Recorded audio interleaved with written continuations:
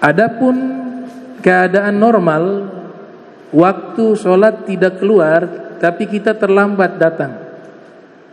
Kita datang, imam sudah sholat. Kemudian imam posisinya ruku. Sunnahnya itu tidak perlu berlari, berjalan biasa saja, berjalan cepat. Kalau memang ketinggalan, ya sisa tambah lagi 1 rakaat selesai. Dia dapat posisi rukunya imam, dia ikut ruku. Catatannya, niat tetap, jangan buru-buru langsung ikut tanpa niat, batal sholat. Niatnya tetap usolli farda maghribi, usolli farda isya. Kemudian takbiratul ihram harus dilafadzkan Allahu Akbar. Jadi 2 ini dipakai juga yang masbuk nih. Karena beberapa kejadian ada yang langsung ngikut begitu. Lah niat tidak ada, takbiratul ihram tidak ada, batal sholatnya. Dia niatnya tetap, takbirnya tetap dilakukan.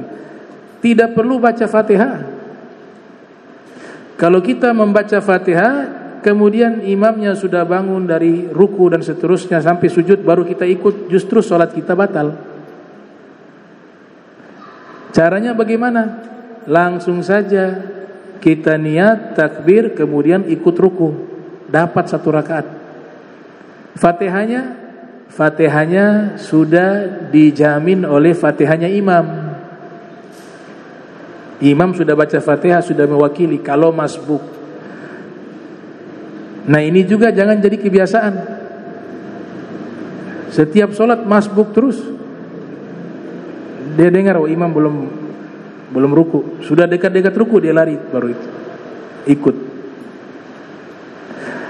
Ulama lain mengatakan, mazhab Syafi'i mengatakan memang kalau dapat ruku dapat 1 rakaat. Man adraka ruku al-imam faqad adraka rakatan. Siapa yang dapat rukunya imam, dia dapat 1 rakaat. Pendapat ulama yang lain di luar mazhab Syafi'i, yang dihitung bacaan surat Fatihahnya. Ada sebagian ulama mengatakan demikian, bukan rukunya. Artinya kita masbuk dan belum sempat baca Fatihah, walaupun kita dapat rukunya imam, tetap harus mengganti 1 rakaat, karena yang dihitung bacaan Fatihah. Ada pendapat ulama menyatakan demikian. Nah sehingga ulama-ulama khususnya yang ada di Tarim, di Hadramaut, mereka bermazhab Syafi'i. Tapi ketika masalah masbuk, mereka ikut pendapat yang lain.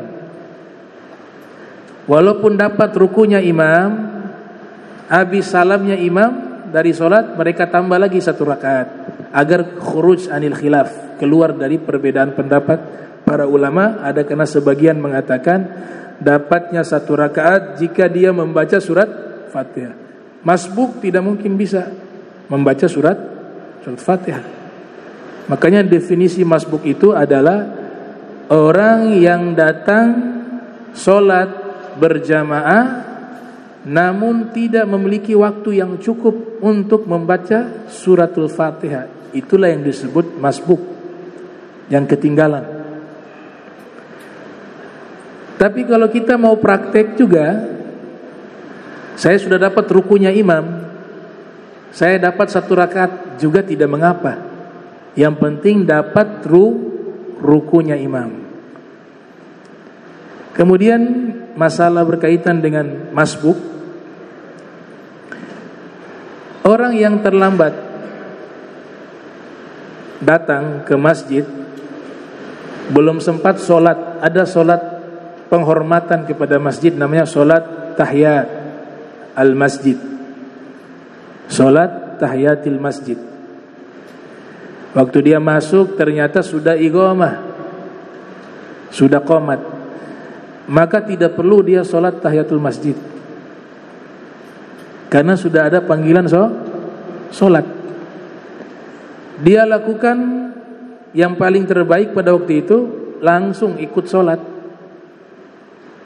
Karena dia belum duduk, otomatis belum duduk karena sudah iqamah. Dia langsung ikut sholat, maka otomatis sholat wajib itu yang dia lakukan juga dapat pahala tahiyatul masjid. Dia dapat pahala tahiyatul masjid juga, dapat pahala sholat wajib 2. Karena dia baru masuk masjid, dia lakukan sholat. Jadi tidak harus kita lakukan sholat sendiri 2 rakaat tahiyatul masjid. Ketika sudah iqamah justru itu yang keliru. Iqamah langsung ikut kepada sholat berjamaah tersebut. Ada salah satu ulama, beliau membahas masalah ini, masalah khusus tentang masbuk dan seterusnya berkaitan dengan hal tersebut. Nama kitabnya Nafsur Raw'ih, yang ditulis oleh Sayyid Ahmad bin Muhammad bin Siddiq Al-Ghumari. Nah, kitab itu hanya membahas masalah masbuk. Masalah masbuk, bagaimana ulama berpendapat ketika mereka telat, tidak sempat membaca Fatihah, bagaimana, apakah harus menambah lagi 1 rakaat atau tidak, ataukah dapat rukunya imam sudah cukup 1 rakaat. Dijabarkan, diuraikan hadis-hadisnya, diuraikan usul fikihnya, diuraikan aqwalnya ulama, pendapat para ulama. Jadi satu kitab membahas masalah masbuk. Nama kitabnya Nafsu Raw'ih, ditulis oleh Sayyid Ahmad bin Muhammad bin Siddiq Al-Ghumari. Ada satu kaidah mengatakan, yang bagi lil mu'minin al-ihtiyat fil ibadah wal ahkam. Selayaknya bagi orang beriman, dia berhati-hati di dalam masalah ibadah dan di dalam masalah hukum syariat. Maknanya, kalau dia ingin berhati-hati, lebih waspada, jika ada 2 pendapat, ada pendapat yang lebih aman, dia ambil yang lebih aman.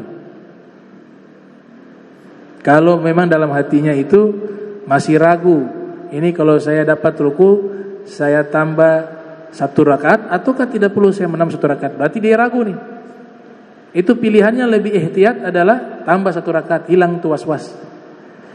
Tapi kalau ada orang yang memang sudah yakin, karena memang ada gaulnya ulama, dapat 1 rakaat ketika mendapatkan rukunya imam, dia lakukan itu juga tidak mengapa. Nah, ini masalah hadis tersebut.